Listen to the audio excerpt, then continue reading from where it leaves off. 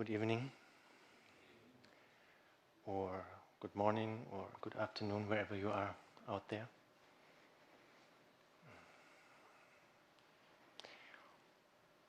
During my last days in Zazen, I had maybe 5 to 10 versions of these talks already. So let's see which one comes up. One version was I would start with a quote of Dogen's Genjo Koan, but that seems far off right now.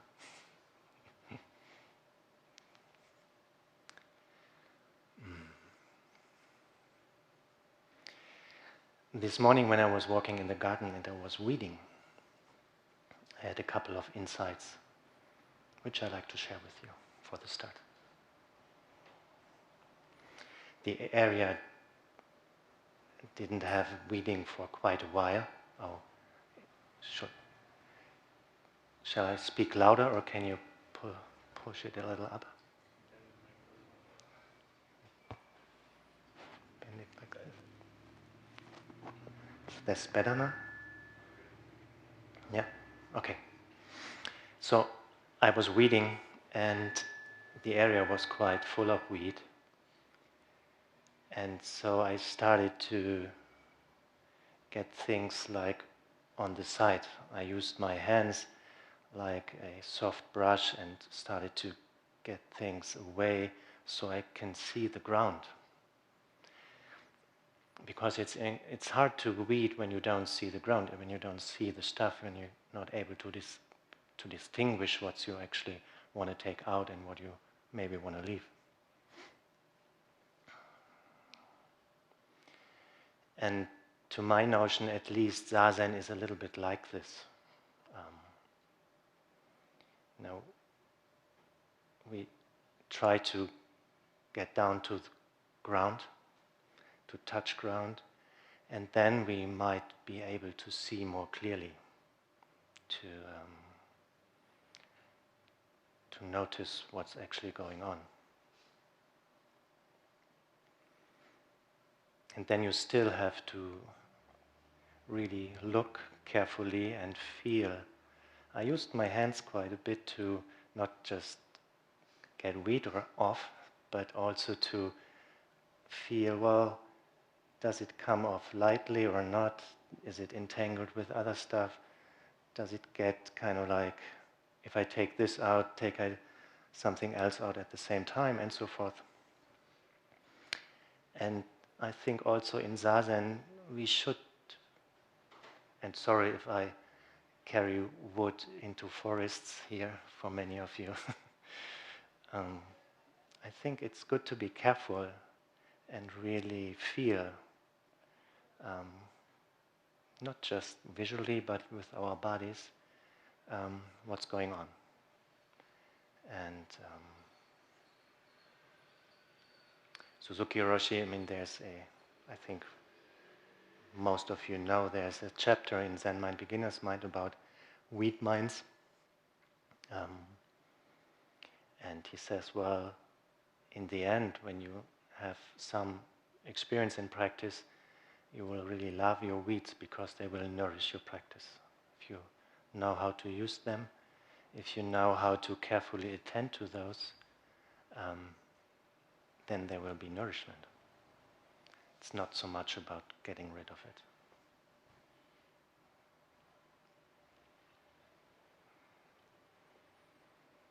Okay. Maybe so much for my little experience this morning.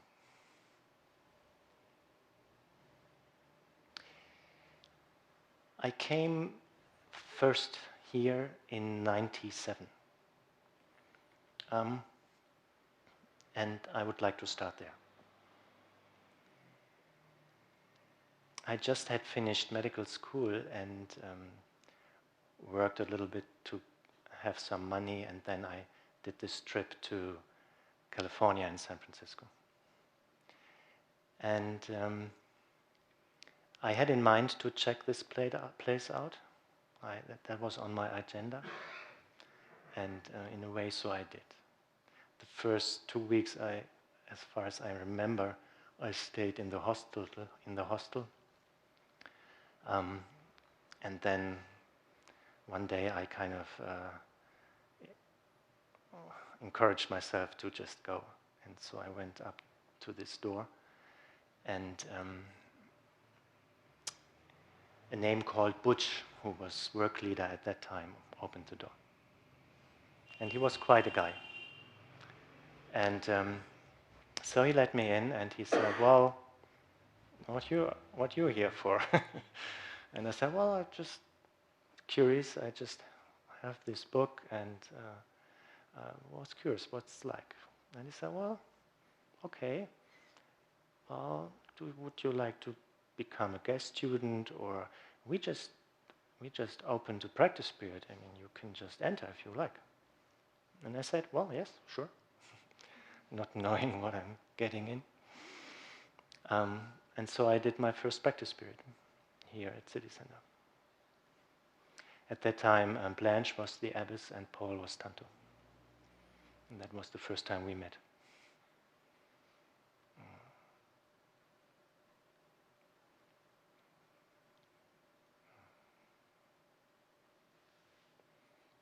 And it was like, it felt like coming home.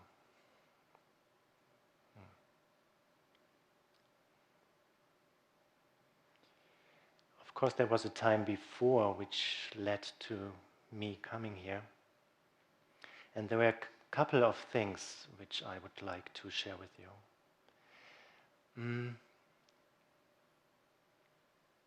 The first thing closest related to that was that I came across Zen Mind, Beginner's Mind. As so many of us, I encountered that book, and I was very struck by the face and by his expression, and I really wanted to see what's going on here. And at the same time, I was kind of suffering. I had pain. So my girlfriend left me, and medical school just finished. I were living with a friend of mine for 5 years, and this kind of we are still friends, but we just didn't share the same apartment anymore.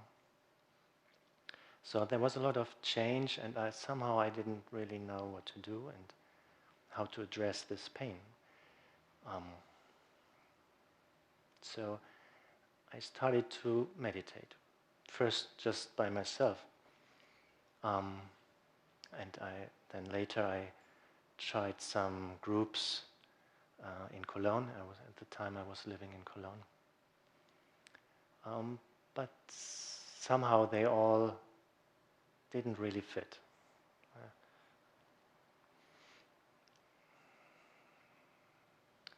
So I came here.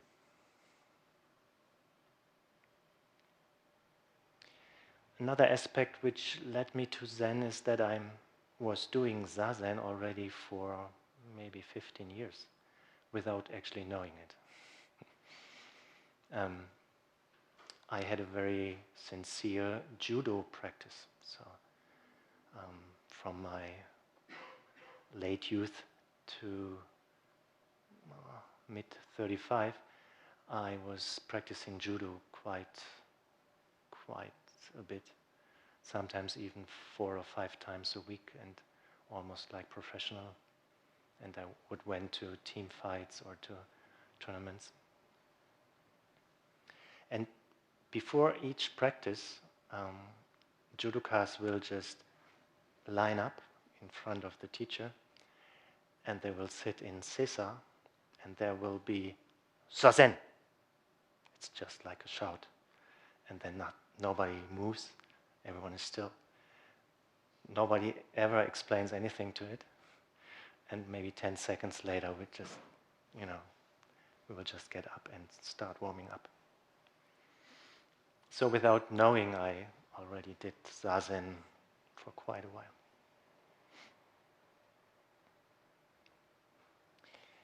And 2 things I very much appreciated and learned through Judo. The one was it became became my second family, which felt really good. And the second was I became Judo. At one point, there was no separation between me and Judo anymore.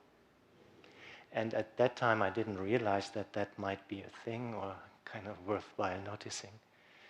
But later, I really felt, oh, that was quite, well, beautiful.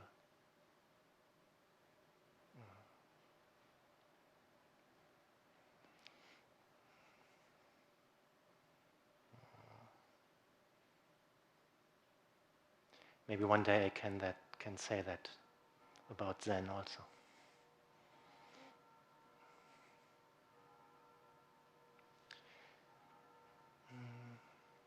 So I did this practice spirits in '97, and then I went back to Germany. I asked Paul to be my teacher, and he kindly enough said yes. And then I came back twice to sit sesshin here. And then I decided, well, I need more ground. I need something more fundamental to this practice. I can sit by myself, but this didn't seem to go somewhere. So I decided to go to Tahara, and I stayed there for 2 years between '02 and '04. And very short and simple, that felt like paradise. I really enjoyed being there and the practice there, and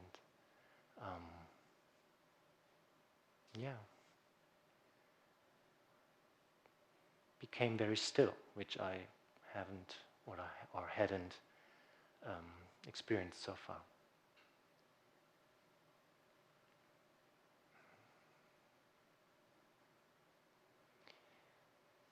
And then I left again.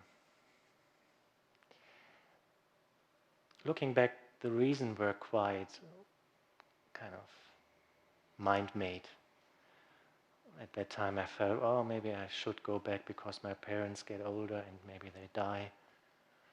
Actually, they lived on 15 to 20 years, both of them, so that might have not been the reason. I think some part of me was not yet ready to completely surrender, to completely give over. And the second thing, I think I had to live something else also, which then I did. So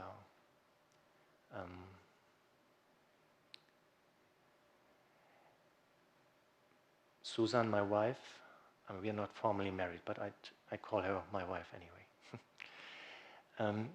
We have or had a kind of a relationship before that, but when I came back to Germany shortly after, we came together again, and so we are living together now for 18 years. And she brought 2 boys within the relationship, so that gave me the chance to become a father and to live a worldly life and have a family, which I think I needed to do that.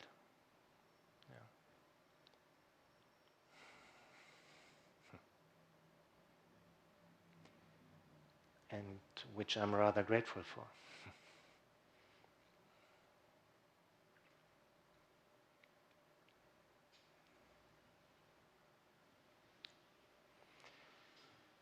And yet, also over those almost 20 years since I left Tahara,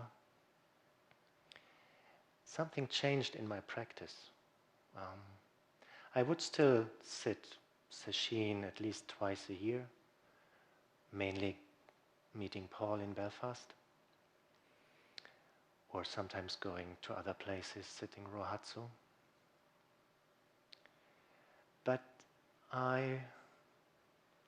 there was a gap between the practice and my life.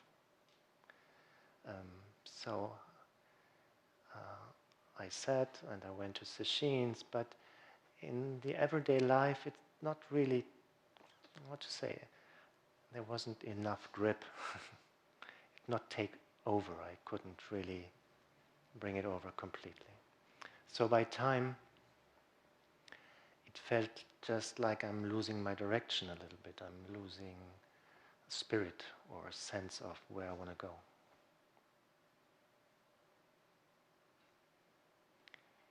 And this is one reason I came this time. Well, to maybe reset the spirit or get back on track, get my direction clear, things like that.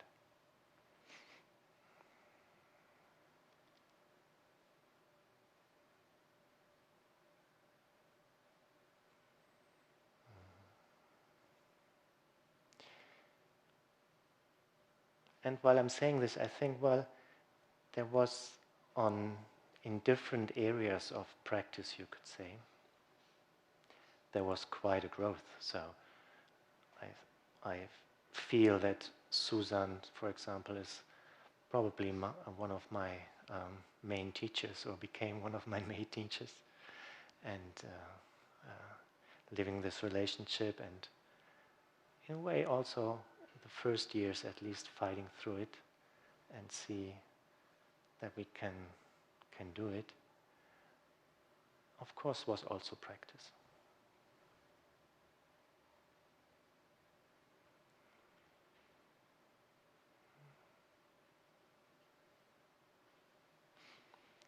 Looking at you, Eli, I just thought, well, another reason to come right now also was that I somehow needed a Zenbatical. But I'm just doing it the other way around. Leaving home and work and just come into a temple to, to invoke something again, or to learn anew how this works to invoke something.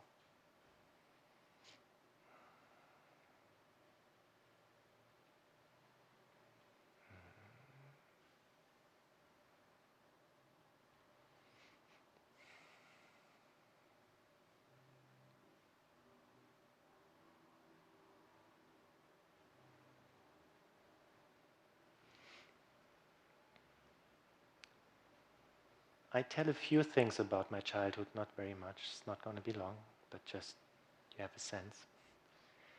I grew up in Germany in an area called Down Rhine area, which is in the very west of Germany, kind of in the middle, very west, close to the Dutch border. My father was a gardener, and my mother a kindergarten nurse, do you call it like that? She was taking care of children in kindergarten. And so we had these big grounds with 5 big glass houses, and my father was working a lot. I have one brother and one sister, both younger. My brother is 1.5 years younger, my sister 6 years. And for the most time we had a really happy childhood. We could go outside anytime we want. There was lots of space, and we could just play and do, well, basically whatever we want. We would have pets. There were dogs and rabbits, and at one point even goats. So that was quite happy. My parents weren't that happy all the time, which was maybe one of the shadow sides. So they had a lot of fights around money, even though we never really we came around and along very good, I think, looking back. But as well as in my father as well as my mother, there were kind of disappointment about that they didn't earn more money with the work mainly my father did. And so they got into fights about it, which was, for us children, was painful. And now I can see, of course, it was not about money. It was just that they just didn't learn how to relate to each other and relate to conflicts they had in a different way.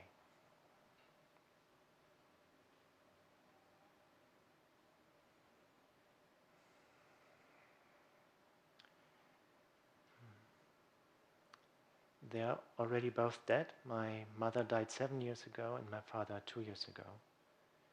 And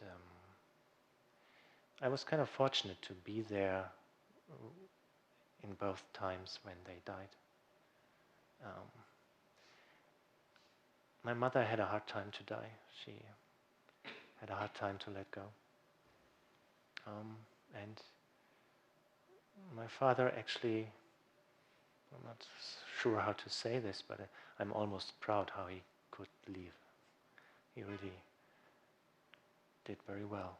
And it was kind of a gift to be with him when he died.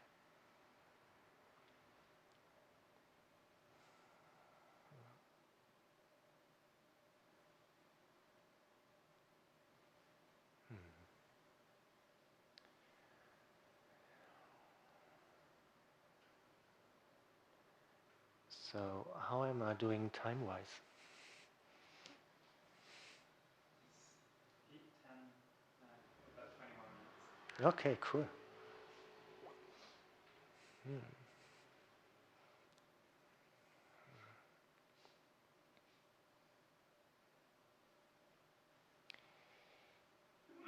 Then I can go on a little bit at that point.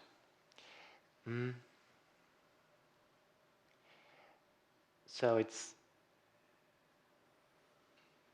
for me, I really like to work in the garden. I really like to work in the temple, cleaning stuff and stuff like that. So I like the physical work. Usually in my life as a psychiatrist and psychotherapist, I mainly just sit around and listen to people. So it's really a nice treat for me to do some physical work. And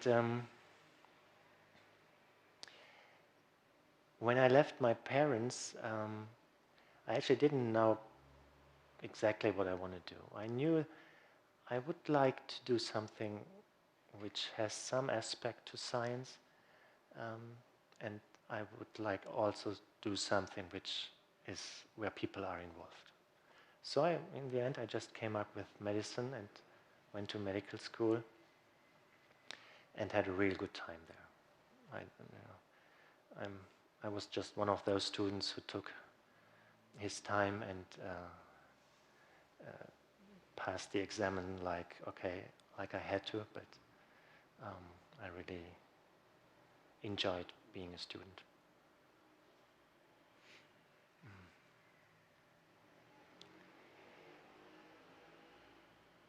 And there were some spiritual experiences which I might share with you, which at that time didn't really kind of occur to me like in any way important or noticeable. And I'm sharing that because I feel there's something in there I can still learn from. So I was in Cologne, going to medical school and doing my Judo and hanging out with people. And I was really like wholehearted in there. I just, it felt like I'm just doing what I needed to do. And so one day, I was in the Tramp and I had my mountain bike with me. Usually I would ride through Cologne on a mountain bike. And I think I was on my way to the station, to the main station. And all of a sudden, everything was only light. I was a little puzzled. And then I turned around to the people who were in the tramp also, and there were two people who were like Persian or from Iran or Iraq, I don't know. There was a man and his son, and they were talking in their language. So I could understand the language. It was like, it was almost written in front of my eyes. So that went on for a couple of minutes, and then I just left the tramp and went on with my life. And up to the point I started practicing, maybe even a couple of years into Zen practice, it never occurred to me that this might have been quite an experience.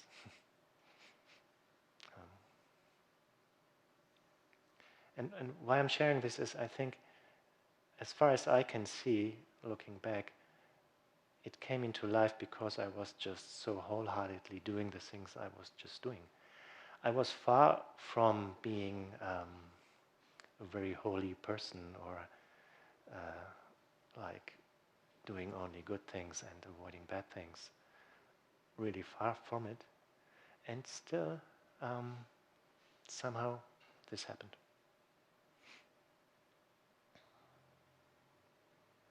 And I wish I could have said, well, that was the moment I got into practice, but that was not the case. I just went on. And then I had another experience. It was actually an accident. I had a bike accident. With my front wheel, I got into the Tramp line, and I really flew. But the moment I flew, time actually stopped. So it was almost like I could, well, I don't know. It was really super slow motion happening at that point,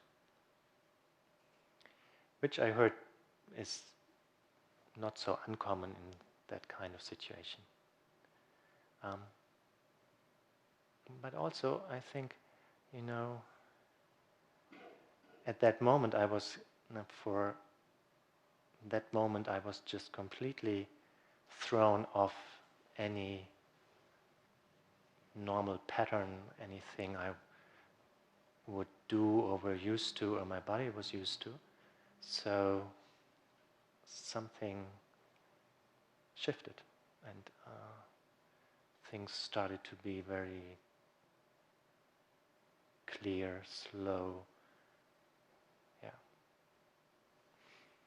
And then, of course, fortunately, I didn't break anything or didn't injure myself very much, and so I went on.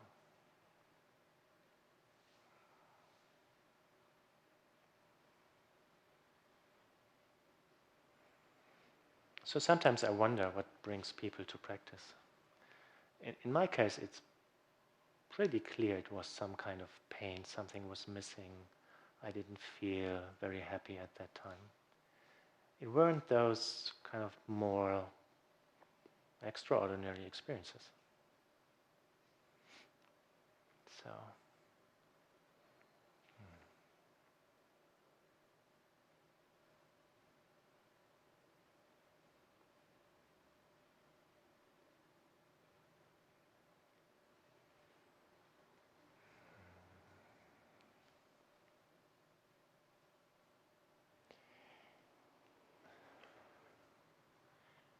and then I like to thank you, all of you, and even those, of course, everyone, you're out there, you here.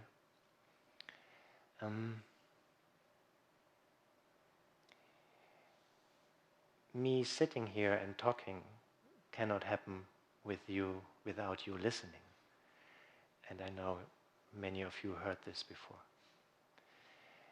But it's even like I couldn't say a word without you. That is not possible. So that you make me sit here is resonating here, and then words come up and they resonating there, and this is going on all the time.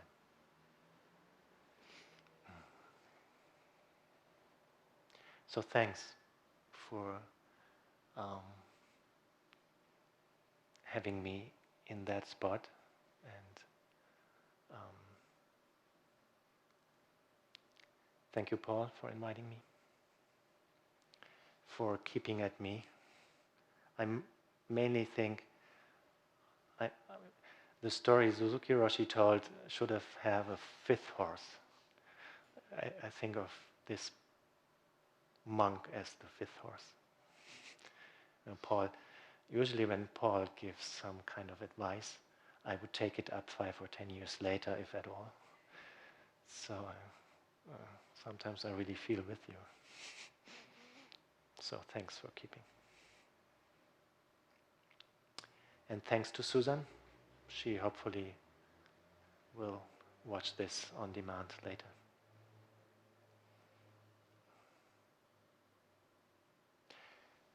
And in good tradition of my teacher, I like to read a poem at the end.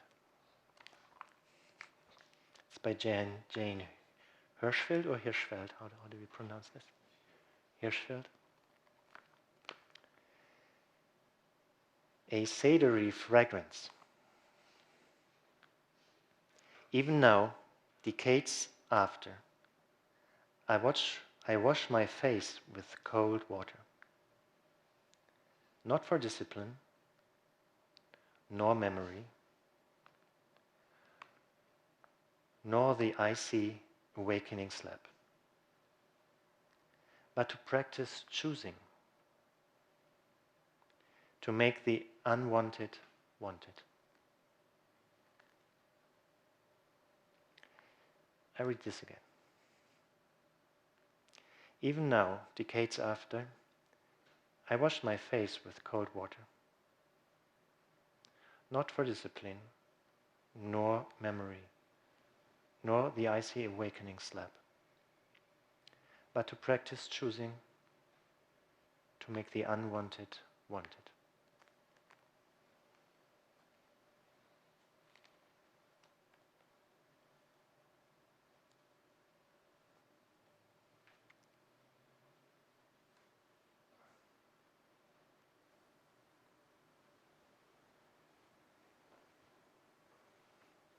Thank you so much.